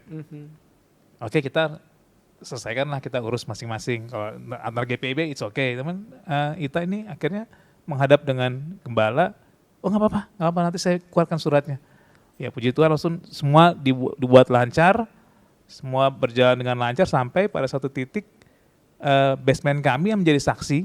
Pada saat itu kita udah tetapkan bantuin kita ya jadi saksi untuk catatan sipil. Udah oke, udah siap semua berjalan. Pada saat waktunya untuk signing, tiba-tiba orang tua Ita datang. Bapak mertua saya datang. Saya udah buat saksi. Really? Itu Tuhan Yesus datang langsung ke gereja. Saya udah buat saksi. Ini saya buat teman saya ya. Langsung saya bilang, John, sorry ya. Ini bapak mertua datang udah buat temennya, orang Kristen, orang Batak, orang temannya dia untuk jadi saksi. Udah nggak apa-apa. Masuk aja. Ya udah. Kita juga kaget, hah? Bapaknya datang. Jadi bapak saya. Gimana? Cerita ya, Mbak Ita, gimana waktu itu ketemu ibu sama bapak? No, ibu saya tidak hadir. Ibu saya aja. tidak hadir. Adik-adik saya tidak hadir di gereja. Tapi tiba-tiba saya baru tahu, kami berdua tahu ya pada saat kami ke konsistori atau pastoral istilahnya, konsistori. Lalu pada saat kami mau tanda tangan catatan sipil, ternyata ada papa di situ. Itu udah nggak bisa ngomong apa-apa, Bung. Saya seperti kayak mimpi, di tengah saya sendiri juga lagi deg-degan namanya mau menikah. Lalu ada ayah saya di situ. Ayah saya membawa sahabatnya, kebetulan orang Batak, Om ini, dan pastinya Kristen gitu. Jadi papa minta Om inilah yang tanda tangan mewakili papa. Tapi Tuhan Yesusku tuh dahsyat, Tuhan Yesus kita tuh dahsyat. Tuhan tidak permalukan lagi saya untuk Apa kali kata bapak kesekian. waktu itu? Papa tuh cuma ngomong gini, kamu imani dan kamu jalankan saja imanmu itu. Kalau bukan karena Tuhan, siapa yang bisa mengubahkan atau membuat ayah saya berkata seperti itu, Bung? Dan Papa, puji Tuhan Yesusnya mengikuti semua prosesi pemberkatan kami dari awal sampai dengan akhir. Dan bapak masih ada? Puji Tuhan masih sehat sampai sekarang. Ita, kalau papa dengar video ini, mungkin juga mama sama saudara, mungkin ada sesuatu yang ingin disampaikan kepada mereka. Mama, Papa, Hengki, Monty, saya tuh mengucap syukur untuk keluarga kita yang luar biasa, yang saya percaya Tuhan mau pakai kita semua luar biasa melalui saya yang ya karena saya mengenal Tuhan Yesus dan kiranya melalui ini semua Papa, Mama, Hengki, Monty juga bisa boleh mengenal Kristus lebih dalam lagi secara pribadi. Allah yang luar biasa, Allah yang sangat-sangat mengasihi kita. Luar biasa Tuhan Yesus itu. Ya, Ita tentu dong sayang sama papa. Sangat, Mama juga. Apa yang ada dalam pikiran Anda untuk saat ini misalnya untuk tentang Bapak dan Mama ketika kangen seperti apa? Saya Sama Frankie, sama anak kami rutin berkunjung ke rumah mama dan papa. Tidak sering, tapi paling tidak sebulan sekali tuh kami pasti berkunjung. Dan pada saat kami ada kesempatan berkunjung, saya percaya juga Roh Kudus yang memampukan kami. Ada satu waktu di mana kami bertiga ini berdoa untuk orang tua kami, khususnya mama. Waktu itu mama dalam persiapan perjalanan beliau ibadah umroh. Jadi Tuhan melalui hati ini menyuruh saya untuk mendoakan mama yang besoknya akan perjalanan umroh. Kamu gitu. bilang apa ke mama waktu itu? Nah ini jadi menarik karena saya percaya kalau nggak ada Roh Kudus itu nggak ada kekuatan, nggak ada keberanian, Bung. Jadi keberanian itu akhirnya ya bagian kita ya harus tetap bagian kita lakukan ya, nggak cuma sekedar berani kita simpan dalam hati ya. Mari kita nyatakan itu. Jadi saya cuma bilang sama mama saya dalam nama Tuhan Yesus, Ma, kita mau pulang nih, tapi saya mau berdoa dulu buat mama. Nah itulah ya kuasa Tuhan. Kuasa Roh Kudus itu dahsyat luar biasa. Ibu saya itu tiba-tiba, oh mau berdoa. Oh ya wes, dia bilang gitu. Oh ya udah, dia bilang gitu. Lah saya jadi yang Ki, mama mau didoain gitu kan. Nah itu juga saya percaya itu lawatan Roh Kudus luar biasa itu untuk ibu saya. Jadi ibu saya itu waktu tahu mau didoakan sama saya dan Frankie dan anak kami, itu tiba-tiba dia duduk di karpet kayak bersimpuh gitu, Bung Apose. Susah dibayangkan karena saya tidak menyangka. Jadi mama tiba-tiba duduk di bawah di karpet dan dia siap untuk didoakan dalam keadaan duduk itu di karpet. Dan saya tidak membuang waktu. Saya percaya ini ada kuasa Tuhan dan saya percaya ini ada lawatan Tuhan. Bagian saya hanya lakukan saja. Lalu saya minta sama Frankie, mari kita bawa Nonce, bawa anak kami untuk berdoa. Jadi anak kami begini gayanya, jadi dia benar-benar battle abis ya. Karismatik Battle banget style. gitu, battle Battle banget. style. Iya, jadi anak kami yang waktu itu masih usianya 5 tahun ya. 7 tahun kali ya, masih 7 tahun. Dia pegang dada omanya, lalu saya pegang mama di pundak, Frankie dari atas. Jadi kami topang semua dan kami berdoa untuk perjalanan mama umroh besok, keesokan harinya. Saya tahu ada ayah saya di belakang saya, sependengaran kuping saya, kiranya ini tidak salah, tapi ayah saya bilang amin, amin, amin. Oh itu nggak ada fotonya itu ketika itu ya? Nggak ada fotonya. Kita semua lagi berdoa. Kita semua berdoa semua, nggak ada yang ambil foto. Luar biasa. Tuhan Yesus dahsyat. Dan yakin nggak bahwa mama sebenarnya udah luluh, juga tidak mengingat-ingat lagi ketika Anda diusir itu? Saya percaya Tuhan melembutkan hati orang-orang terkasih saya, bahkan adik-adik saya sekalipun.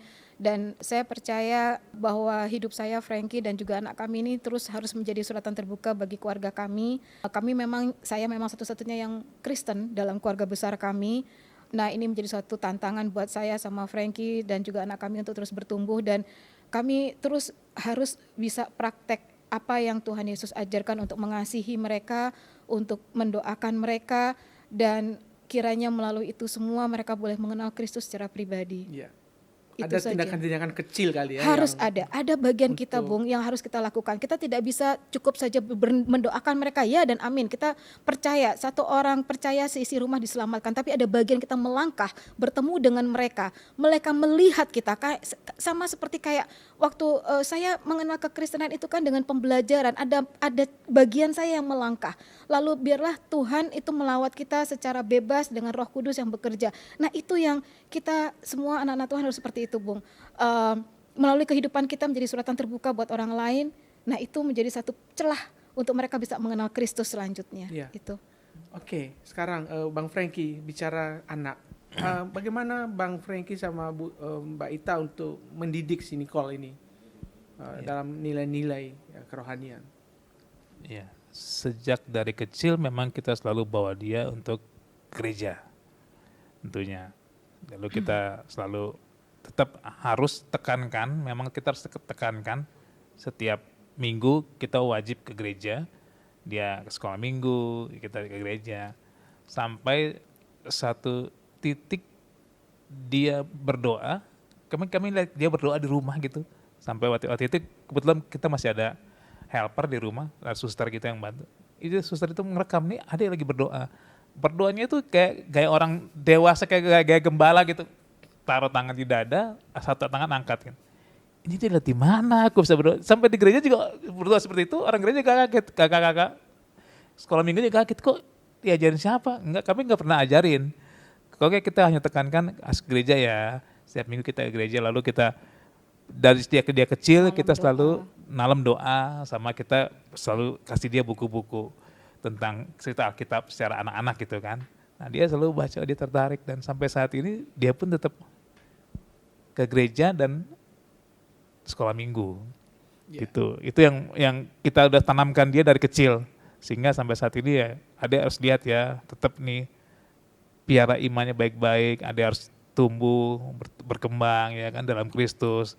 Nanti Tuhan pimpin adik selalu senantiasa kemanapun adik melangkah seperti itu ya. Kami mengajarkan Nicole, anak kami itu, untuk kita mengandalkan Tuhan dan mengenal Kristus dari usia yang dini.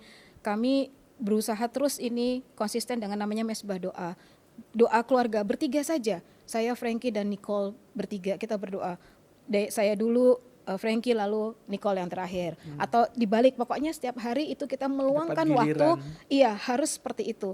Sehingga anak kami itu memang punya cara paradigma berpikir yang sedikit agak, mungkin untuk usianya dia agak ketuaan kali ya, karena lihat ibu bapaknya itu, kalau nggak lihat ibunya bikin materi khotbah dengan Alkitab dan buku-buku itu, lihat ayahnya baca Alkitab, jadi dia itu memang melihat lalu mempraktekkan. Dan ini menjadi menarik, Bung, sampai dia ini sangat berani sekali untuk usianya. Dia itu di rumah sendiri, mati lampu, dia nggak takut. Sampai tetangga kami itu bilang, hebat anakmu itu ya. Mandiri ya? Mandiri. Dia cuma bilang, kamu nggak takut setan, Dek, gitu kan. Terus ada kadang temannya yang bilang, kamu nggak takut setan, Nicole? Aren't you afraid being alone at home, gitu kan. Terus dia bilang, no, I'm not scared. I got Jesus with me. Jadi jawabannya tuh kayak gitu. Itu pertama. Lalu yang kedua, dalam kami yang punya keluarga yang heterogen ya, istilahnya berbeda kan dengan keluarga saya. Saya bilang that you have to respect your oma and opa and uncles. Respect means you have to appreciate apa yang mereka lakukan dalam their faith, dalam iman mereka, in their faith. Lalu just do yours. Jadi kalau kamu berdoa ya lakukan sesuai imanmu, nggak usah ikut-ikut mereka, tapi you have to respect them. Do and no matter what mereka ke kita, tapi bagian kita adalah respect. That's what Jesus asked us to do. Terus dia lakukan itu, Bung. Makanya dia dengan omanya itu, dengan lugasnya, mungkin polosnya anak-anak ya. Kalau Adek berdoa untuk oma, langsung Sampai sekarang. agak-agak lucu-lucu Luar gitu. biasa. Nicole sekarang kelas 5. 5 SD. Ya, SD. Dan apa cita-citanya kalau boleh tahu? Ya dari awal itu dia pengen sebagai Dokter hewan dokter dan hewan, interior design. interior design. Gitu. Jadi karena sering nonton di TV itu tentang interior design, aku juga pengen jadi interior design. Ya, memang dia udah punya background gambar tuh bagus. Dia Dia punya background Pinterest. gambar bagus. Ya, Gambar. Sama dokter hewan ya, dia Karena suka dia animal lovers banget. animal lovers Bung. ya. Animal lovers banget. Really? Kalau liburan kami selalu ke tempat di mana banyak binatang, udah gitu aja. Jadi nggak pernah, anak kami nggak pernah ke mall, nggak terlalu suka mall, tapi dia senangnya yang nature, dia senang yang banyak binatang, hewan, yang alam gitu. Ya. Dia senang sekali pengen jadi dokter hewan. Kiranya Tuhan berkenan. Ya, amin.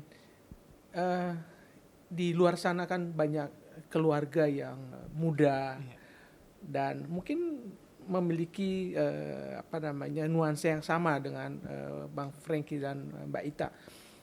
Apa yang bisa Anda sampaikan kepada God lovers yang menonton kita tentang seharusnya kita berkeluarga yang menunjukkan kita sebagai surat terbuka itu seperti apa? Bisa dari Bang Frankie dulu. Ya.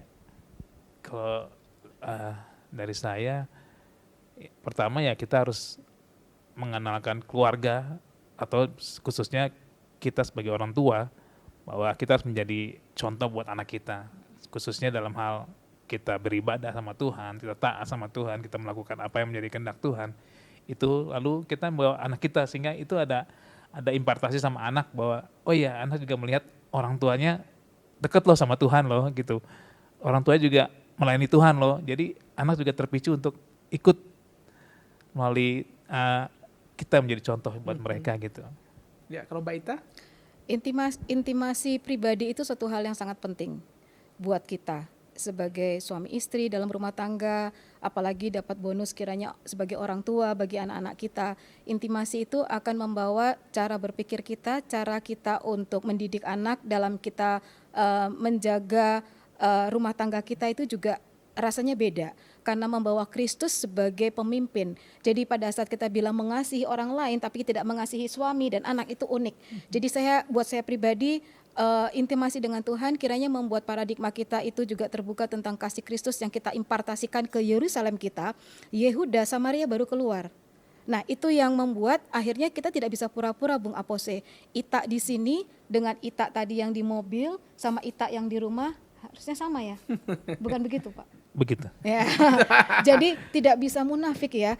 Jadi memang apa adanya. Kalau anak kami melihat kami kok mami sama dedinya ini berantem, ya memang we have to, ya kita memang harus bukan argue, kita harus discuss gitu kan. Tapi look at the end, kita nggak berantem seperti kayak kamu lihat di film silat atau kayak lihat yang marah-marah, enggak. Tapi at the end ya malah lucu. Ya anak saya tuh sampai yang kenapa sih nih maminya sama dedinya ini kayak kita kok Frankie sih biasa suka yang Frankie kan badannya besar, Bung.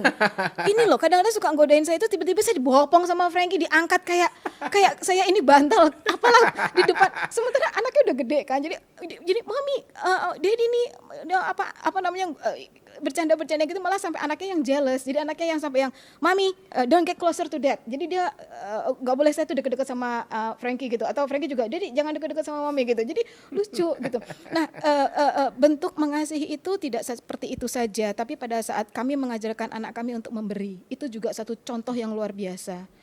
Kami mengajari itu sejak dia kecil ya. Ya. Setiap Seperti kali dia ulang tahun gitu, biasa kita suka, yuk kita berbagi yuk.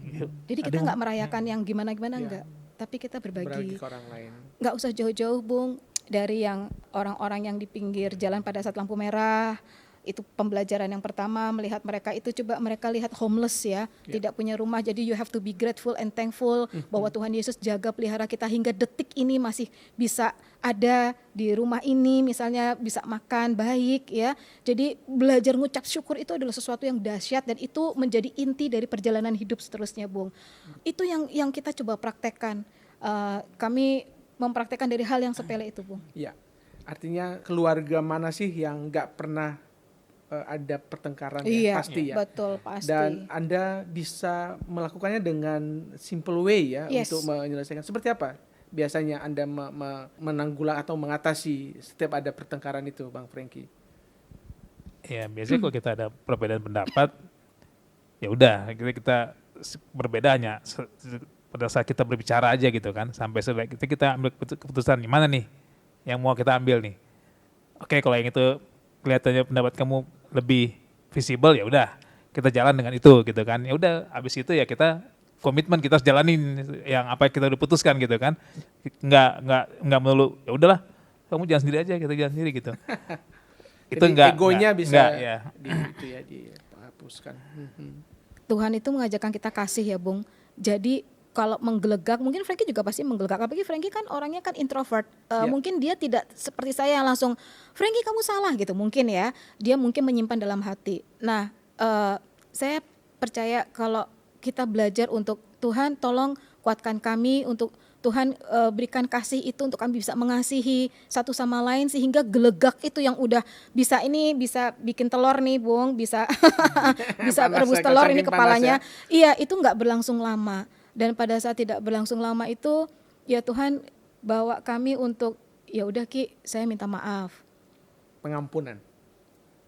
Saya minta maaf tergantung dia nih. Pokoknya saya sudah minta maaf. Masalah kamu ngampunin gak ngampunin itu urusanmu.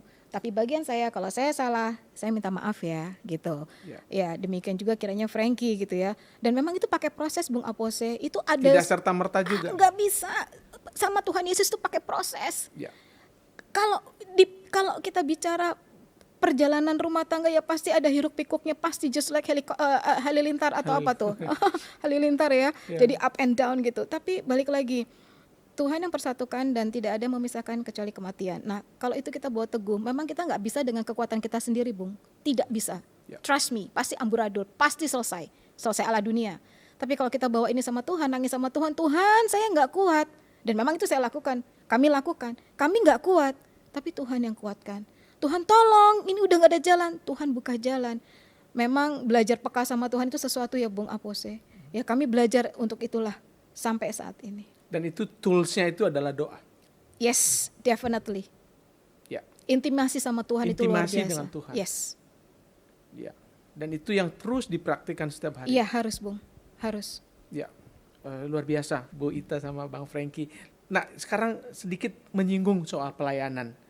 Tadi saya dengar bahwa dari kesaksian teman-teman Anda bahwa wah dia sudah bisa berkhotbah, dia bisa, dan mereka di luar ekspektasi mereka. Nah, pelayanan seperti apa sih Bang Frankie sama Bu Ita? Pertama kali kita pelayanan kita tentu di penjara ya, dalam penjara. Jadi kita pertama kali kita dari Komsel, lalu dari Komsel itu kita ditawarkan mau nggak ikut pelayanan penjara. Oh ya boleh deh, kita juga belum pernah nih gitu kan. Yuk. Lalu kita masuk, selesai dari situ, ya udah. Tapi kok gini aja ya, cuman pelayanan, cuman masuk udah keluar. Lalu kita komitmen, kenapa kita nggak bisa terus nih di dalam pelayanan di sana gitu kan. Lalu kita coba ngomong-ngomong sama teman-teman yang lain, yang kebetulan juga ya sudah berumah tangga semua, ada 3 keluarga. Mereka bilang, oke, yuk kita lanjut untuk pelayanannya. Lalu kita komit ya, kita lanjut ya. Jadi kita terus nih sampai saat ini kita masih pelayanan di penjara gitu. Di lembaga pemasyarakatan di masyarakat. Jakarta saat ini. Kami sudah rutin. Udah rutin ya? Sudah rutin. Nah, selain pelayanan tentu pekerjaan sekuler juga tetap jalan. Siap. Dan anugerah Tuhan, puji Tuhan, Bu Ita sekarang sudah memiliki perusahaan sendiri ya? Mengelola Firma sebuah firma. sendiri, ya.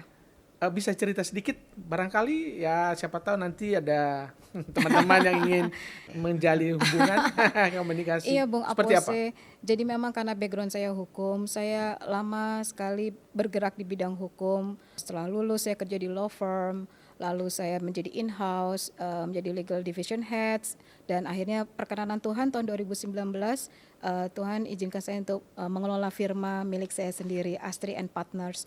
Dan memang itu bukan suatu hal yang kebetulan Bung Apose. Banyak hal-hal unik dalam perjalanan hidup saya dalam pekerjaan ini. Saya percaya waktu Tuhan bawa kita dalam satu momen itu pasti ada maksud Tuhan di belakangnya. Nah dilalah ini kok ya ada klien-klien yang datangnya kebetulan dari non-Kristen. Dan di situ tuh menjadi menarik Bung Apose, karena saya selalu bilang sama klien saya ini pada saat misalnya mau sidang ya. Saya bilang saya ajak klien saya untuk berdoa padahal dia non-Kristen. Tapi saya bilang gini, Bapak atau Mas gitu ya, yuk jangan lupa berdoa ya. Bapak doakan saya biar nanti persidangannya boleh berjalan baik dan lancar, tidak ada kendala, semuanya baik adanya. Jadi sampai ada satu klien saya ngomong gini, manggil saya Mbak ya. Mbak Ita ini sebenarnya pendeta atau lawyer menjadi pendeta kah? Jadi gitu, lucu. Jadi ya saya nggak bisa berhenti untuk itu Bung, untuk bahwa semuanya ini ada campur tangan Tuhan loh, bukan karena kuat gagah kita. Kalau 3-2-3 itu Bung. Iya. Dan kantornya ada di Kota Casablanca, iya. Casablanca Tower ya. Iya. Lantai berapa? Lantai 10E. Lantai 10E. Dan itu juga menjadi sarana bagi Mbak Ita untuk melayani. Iya, betul. Luar biasa. Iya. Dan kami dengar juga Anda sedang kuliah. Iya puji Tuhan. Kuliah apa lagi? Aduh puji Tuhan, ini supportnya dari Frankie juga pastinya. Karena anugerah kemurahan Tuhan, Bung Apose, saya sekarang sedang menyelesaikan semester 3.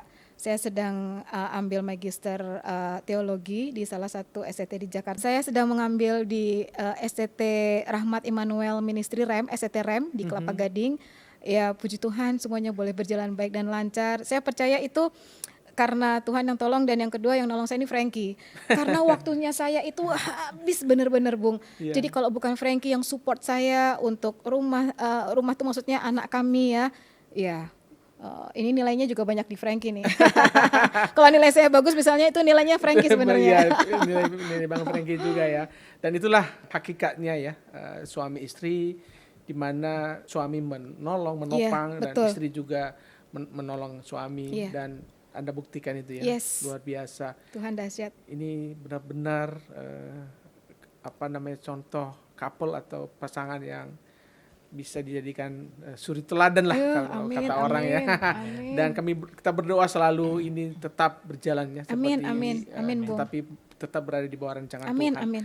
Nah, mungkin terakhir ini Bu Ita, ini kan melayani setiap saat baik di onsite maupun di online gitu ya. Dan sesungguhnya apa harapan besar Anda ke depan, dan mungkin nanti diakhiri dengan pesan-pesan apa yang akan disampaikan kepada God Lovers? Kita harus sungguh-sungguh mengasihi Tuhan dan membuat hidup kita ini benar-benar menjadi suratan terbuka tentang Kristus, karena memang itu yang Tuhan Yesus mau. Kita menjadi saksi Kristus tidak saja di Yerusalem kecil kita, bukan kecil lagi ya Yerusalem ini, sampai keluar sana. Jadi kerinduan kami juga semua pastinya biarlah melalui hidup kita apapun yang kita lakukan, aspek apapun, ya rumah tangga, ya pekerjaan, ya pelayanan, semuanya tanpa terkecuali itu biarlah nama Tuhan ditinggikan, dipermuliakan, orang boleh mengenal Kristus, dan itu yang menjadi suatu kerinduan Tuhan buat kita semua. Ya. Terima kasih Bu Ita sama Bang Frankie. Sama-sama Bung Apose. Sudah berbagi cerita, berbagi kisah yang sangat luar biasa dan sangat menginspirasi. Amin. Kami dari Diaspora TV terus mendukung dalam Amin, doa, amin. dan semoga pelayanan Bu Ita dan kuliahnya juga Amin. segera selesai. Amin, amin. Dan Bang Frankie bisa menjadi ayah dan suami yang luar biasa, menjadi Amin, contoh. amin. Amin, amin. Dan salam kami buat Nicole. Ya, Yang siap-siap, cantik. terima Asik. kasih. Semoga cita-citanya juga diberkati Tuhan. Amin, ya. amin. Amin. Amin. God Lovers, demikian tadi perbincangan seru kita dengan sahabat kekasih kita, pasangan yang luar biasa, Bang Frankie dan juga Ibu Ita. Dan semoga apa yang kami perbincangkan ini bisa menjadi berkat bagi siapapun Anda yang mendengarkan. Dan kalau ada yang kurang berkenan sepanjang perbincangan kami mohon maaf dari hati yang paling dalam. Dan tetap kami nantikan saran dan masukan dari Anda agar program-program kami di Diaspora TV bisa menjadi berkat bagi Anda semua. Dan saatnya saya Apose, Apolonius Lase bersama kru Diaspora TV yang bertugas mengucapkan terima kasih, dan kami pamit undur diri. Sampai ketemu di lain waktu. Tuhan Yesus memberkati. Yes.